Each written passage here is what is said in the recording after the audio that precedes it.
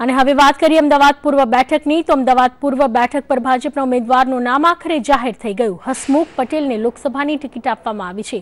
આ બેઠક પર કોંગ્રેસ તરફથી ગીતાબહેન પટેલને કે જે પાસના કન્વીનર હતા તેમને ટિકિટ આપવામાં આવી છે। હસમુખ પટેલ અમદાવાદ મ્યુનિસિપલ કોર્પોરેશનમાં કોર્પોરેટર રહી ચૂક્યા છે। વર્ષ 2012 અને 2017માં અમરાઈવાડી વિધાનસભા બેઠક પરથી સતત 2 વખત ચૂંટાઈને ધારાસભ્ય પણ રહી ચૂક્યા છે। મેમકો બાપુનગરથી કેન્દ્રીય મંત્રી મનસુખ માંડવિયાની આગેવાની હેઠળ તેઓ ઉમેદવારી પત્ર ભરશે।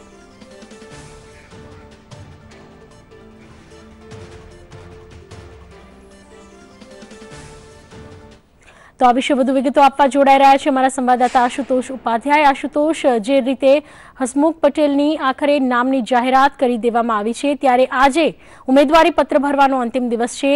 કેવી રીતે તેઓ સમગ્ર આયોજન સાથે પોતાની ઉમેદવારી નોંધાવશે આજે?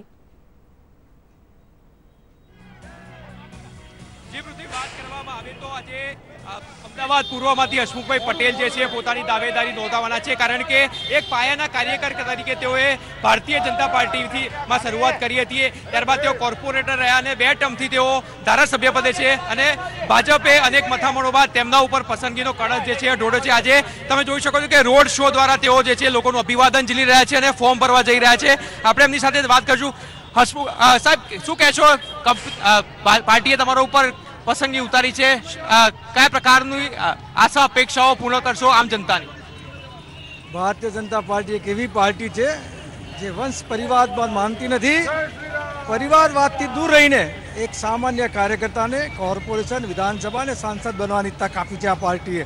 અને એ માટે વિશ્વની સૌથી મોટી ભારતીય જનતા પાર્ટીના રાષ્ટ્રીય અધ્યક્ષ પરમ આદરણીય અમિત શાહ સાહેબ, મોદી સાહેબ અને પ્રદેશ નેતૃત્વનો હું હૃદયપૂર્વક આભાર વ્યક્ત કરું છું।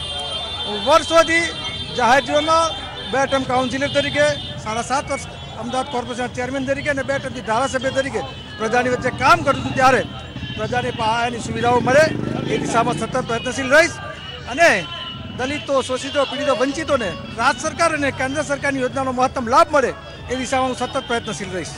કોંગ્રેસે ગીતા પટેલ પર પસંદગી ઉતારી છે, તમે કઈ રીતે જુઓ છો? કારણ કે જે રીતે પાર્ટી અનામત આંદોલન થયું ને સૌથી વધારે અસરગ્રસ્ત જો હોય તો પૂર્વ વિસ્તાર હતો, ત્યારે ગીતાબેન વર્ષોથી જોડાયેલા હતા આંદોલનમાં, ત્યારે કોંગ્રેસે તેમના પસંદગી ઉતારી, કઈ રીતે જુઓ છો આપ? અમરાઈવાડી વિધાનસભામાં 2017ની ચૂંટણી જ્યારે હું લડ્યો ત્યારે પાટીદાર આંદોલન પીક ઉપર હતું, છતાં પણ પાટીદાર સમાજ અને સર્વ સમાજે મને ખૂબ પ્રેમ આપ્યો હતો અને જંગી બહુમતીથી જીત્યો હતો। આજે પણ પાટીદાર સમાજમાં સહેજ પણ રોષ નથી, કારણ કે પરમ આદરણીય મોદી સાહેબે સવર્ણ સમાજને 10% અનામત આપી છે। સવર્ણ સમાજ ખુશખુશાલ છે અને હું પણ પાટીદાર સમાજનો દીકરો છું અને સર્વ સમાજને સાથે લઈને ચાલનારો એક પાયાનો કાર્યકર્તા છું। ત્યારે 15 વર્ષના મારા જાહેર જીવનને મારી પ્રજા સાથે જાણે છે અને તે જંગી બહુમતીથી મને ચોક્કસ વિજયી બનાવશે। કયા કયા પ્રશ્નો જે છે મૂળ મુદ્દે? કોઈ હાલ પ્રશ્નો અમદાવાદ પૂર્વના પાયાની સુવિધાઓ પૂરી પાડવી, સરકારની યોજનાઓ પૂરી પાડવી, એ દિશામાં મારો પ્રયત્ન રહેવાનો। કેટલી લીડથી જીતશો, શું લાગે છે? ઓછામાં ઓછી 4 લાખની જંગી બહુમતીથી જીતીશ એવો મને પૂરો વિશ્વાસ છે। હસમુખભાઈ પટેલ જે જણાવી રહ્યા છે કે લગભગ 4 લાખથી પણ વધુ મતોથી જે છે એ લીડ મેળવશે અને વર્ષોથી આ સમગ્ર વિસ્તારમાં તેઓ કાર્ય કરી રહ્યા છે અને પ્રજાના પ્રશ્નો જે છે એ તેઓ વર્ષોથી જાણે છે અને જીતશે તો ખાસ કરીને તમામ પ્રશ્નો જે છે એ હલ કરશે। જી પૃથ્વી। આશુતોષ, આપનો આભાર તમામ માહિતી બદલ।